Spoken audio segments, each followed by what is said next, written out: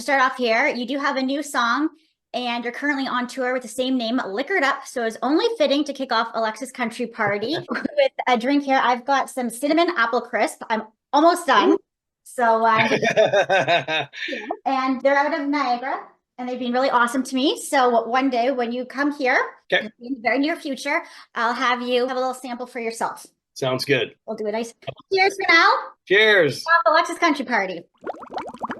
Mm. The day has begun. Yes, It's begun, yes. the Corona can never go wrong. So have you guys been drinking anything fun or different on this tour?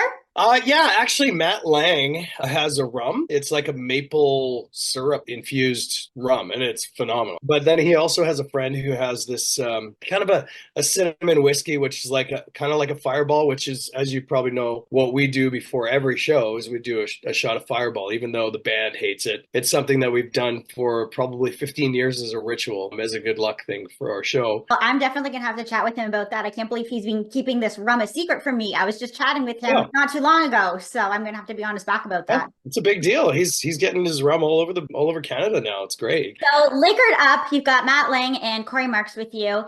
and it's described as a feel-good tune that will have you headed for happy hour in an instant. I've never had happy hour mentioned in a press release before, so I wanted to highlight that. But that's exactly like the music video is exactly how I figure this tour is for you guys so far. How accurate am I? You're bang on. This tour has been way better than I even hoped for. My expectations are always like I don't know what to expect, but my hopes are always high. So my hopes were really high at the beginning. And I was really super nervous, especially in Calgary in the first show, that it wasn't going to be received very well, that the crowd wasn't going to like the design of it because I completely designed a whole different kind of a show. And yet everybody absolutely loves it. Corey and Matt have been amazing. I've known Corey for 10 years or more, but Matt I just met this summer. So you never know what you're going to get, right? With the personality and personalities on the bus, all of us have to travel together. And it has turned out to be like all of us are brothers on stage and brothers off stage. And even though there's a 20-year gap between myself and Corey and Matt, we feel like we're very much along the same sort of level. And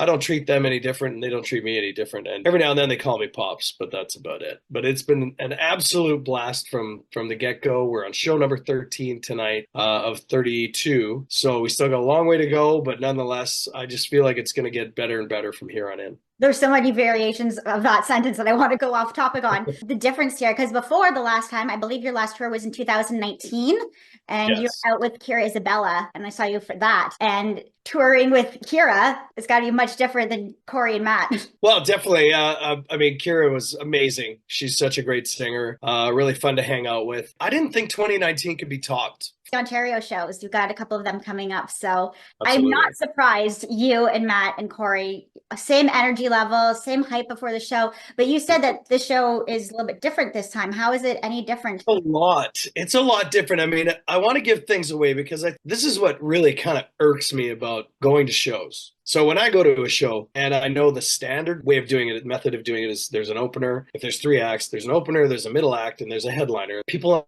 aren't usually there for the first act. And that really bothers me. Like, I think they need to, those people are on there for a reason. They're meant to be there to be heard and seen. And people become fans of those guys.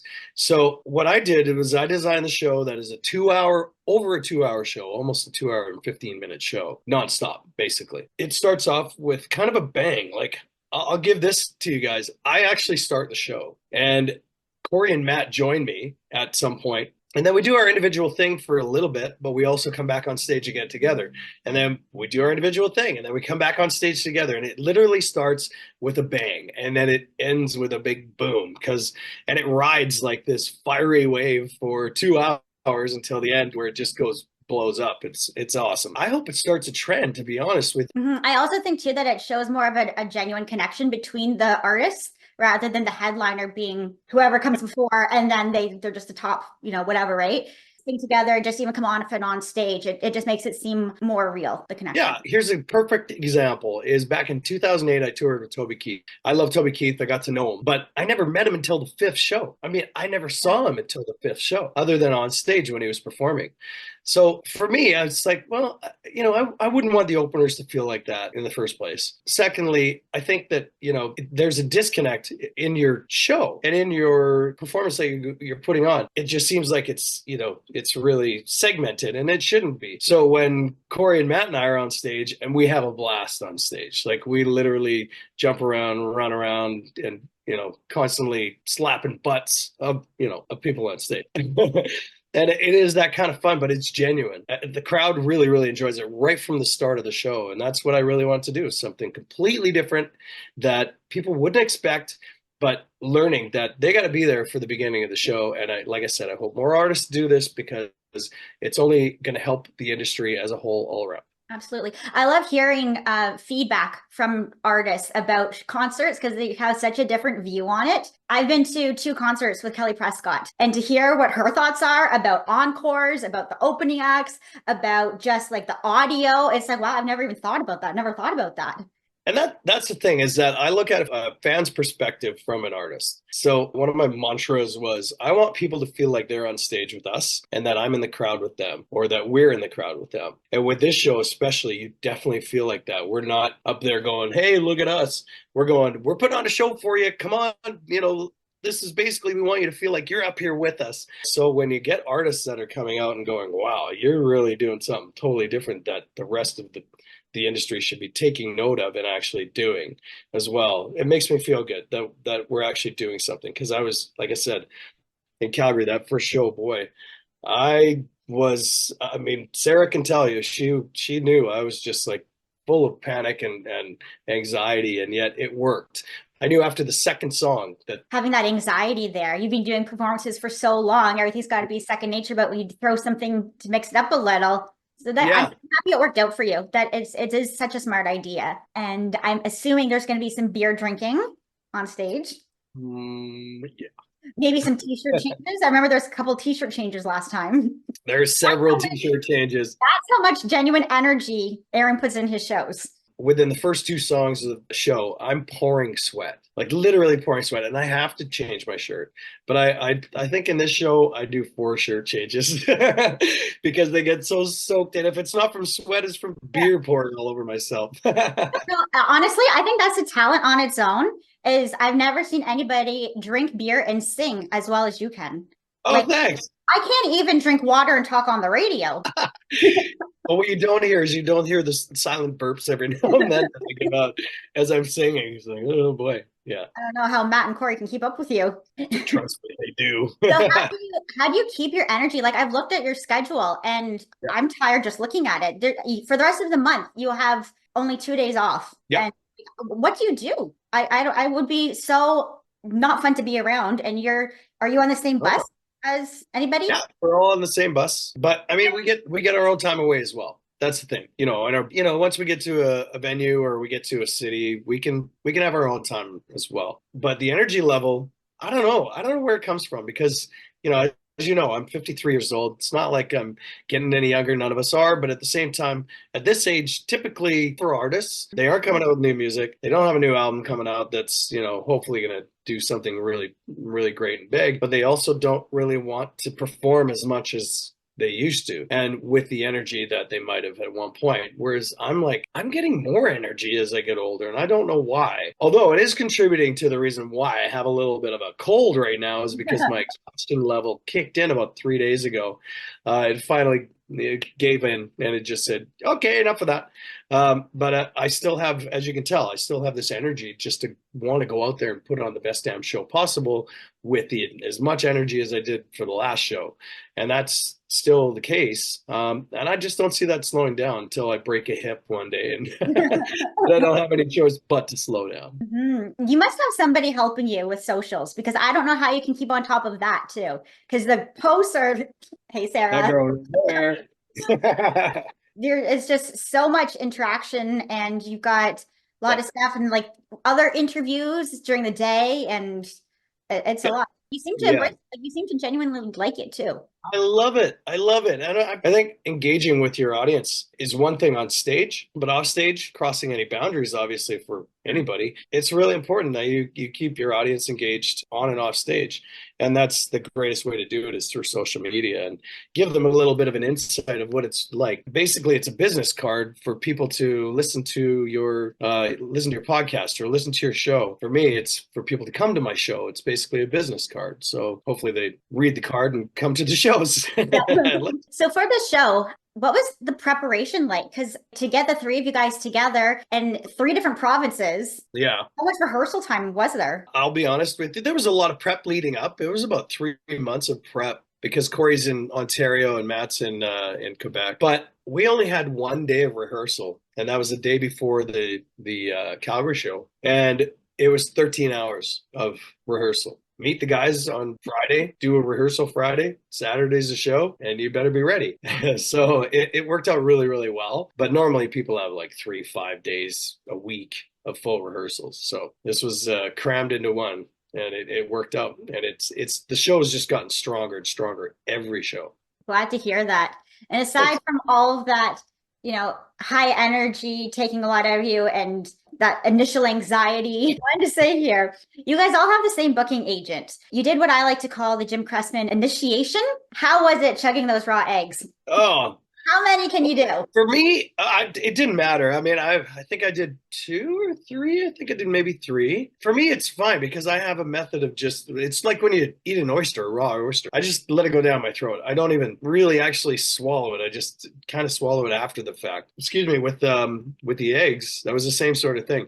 But when Matt and Corey did them, they didn't really have that method that I have. And they kind of put them in their mouth and then, swished them around, got grossed out by them and then swallowed them. And they're like, "Wah!" And I really didn't taste anything. I didn't feel anything. So I've got a slicker method of doing it. So They're still it wasn't ready. that bad. Yeah. Yeah. Jim dared us to do that.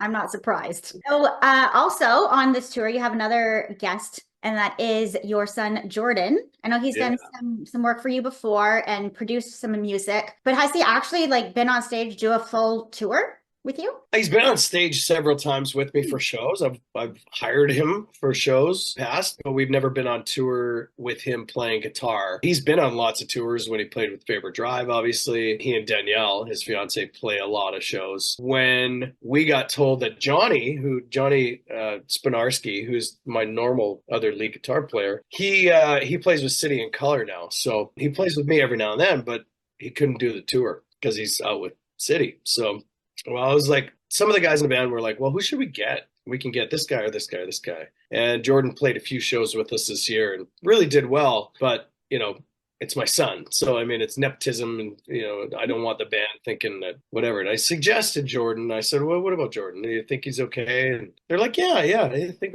we could do it. And he's been nothing but an absolute professional. First, he's learned everything extremely well because he's singing on Matt's songs, he's singing on Corey's songs, singing on my song, and he knows the show, and he's a part of the whole entertainment part of it where he shines, and the band just loves him, even though some cases he's 30 years younger than some of the other guys, but he's doing absolutely phenomenally well. I'm glad to hear that, and I can't wait to see him too. So he gave you guys some big news recently. He shared that news with you. Well, we were at our house having our Christmas. We had our Christmas a week before the actual Christmas date. They said, "Oh, you got to open up this present." I was like, "Oh, okay, sure." Open it up, and I looked at this little onesie, and what did it say? What did it say on it? Grandpa's little elf, Yeah, or the littlest elf. And I'm looking at it, I'm like, and couldn't. I was beside myself. Couldn't believe it. And yeah, absolutely blown away. They were just like, he was so.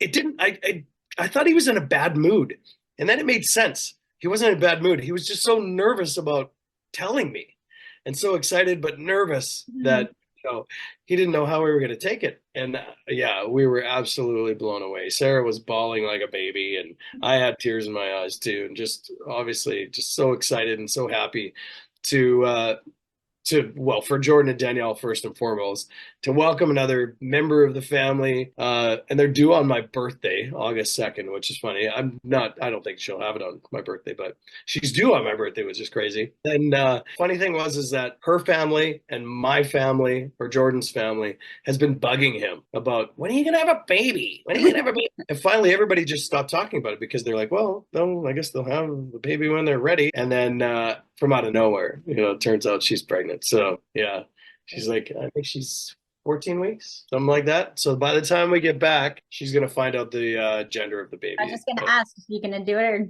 be surprised. No, they're gonna do it. They want to find out, and I'm really excited. I think it's a girl. I think we all think it's a girl. Yeah. We have something very exciting. Before we head off, I want you to also mention two more exciting things about your show. One is about the demolition record contest, and the second one is the postcard. The postcard is Corey's. He sends it back at the end of the year and holds you accountable for what you wrote on it. Yeah, and that's a really brilliant idea. I love it. The big thing for me is that the only way you can hear all the new music that's fully done, the record's going to be out in the middle of the year, but right now, the only way you can hear all the music is by buying a vinyl album. And we have 300 that we pressed. Only 300 for this tour. You got to come to the show, buy an album on tour. It's the only way to get one. And not only that, but there's one gold record within all of the 300 albums. And if you pick the gold record, if you happen to get it, you buy it, you get yourself a free house concert. So it could be anywhere from, well, nobody's got it yet. It could be anywhere from the show tonight here in Trail, BC, all the way out to Halifax. As far as to east we go, I think we ended in Moncton on March 7th. So anywhere in between, there's lots of chances in Ontario and Quebec, and lots of chances. Have you done anything like that before? Oh, it was an idea I came up with because, I mean, it's like a Willy Wonka sort of thing. I was like, why don't we get it? Can we get a gold record made up, just one single one? And we found out from the record label that, yes, we can do that. So we did. And they just added it into the 300. So 299 are black and one is gold, and wherever it is, we don't know. So as soon as it's picked, we get to try and figure out how to do a house concert for that person. That's exciting. Can't wait to hear more about that and see where it ends up and see where you end up traveling to. That's right. Could be anywhere. I'm really excited about it. I just want to say to my listeners, go listen to Liquored Up, his latest single that we didn't get the chance to chat about. Just want to feel it. And you can catch Aaron, Matt, and Corey. Bunch of different dates here in Ontario, but the closest ones in our area is February 28th in Waterloo at Maxwell's and March 1st in Barrie at the Ranch. Absolutely. Yeah, and I can't wait. I love this new track. Jordan Pritchett, my son, he produced the entire new album. So I'm really proud of this album for many reasons, but obviously that one. But with Just Want to Feel It, if you want to understand what it's about, it's basically it's about reinventing yourself as a person, shutting off the world, going to do what you want to do for as long as you possibly can, and just turning yourself into the better human that you want to be. Good message, catchy song. No wonder it's great. Gonna go up. Awesome. I can feel it. Good. You got Just Want to Feel It? I'm feeling it. Well, cheers one last time. Have a great show tonight. Yeah. Thanks, Alexa.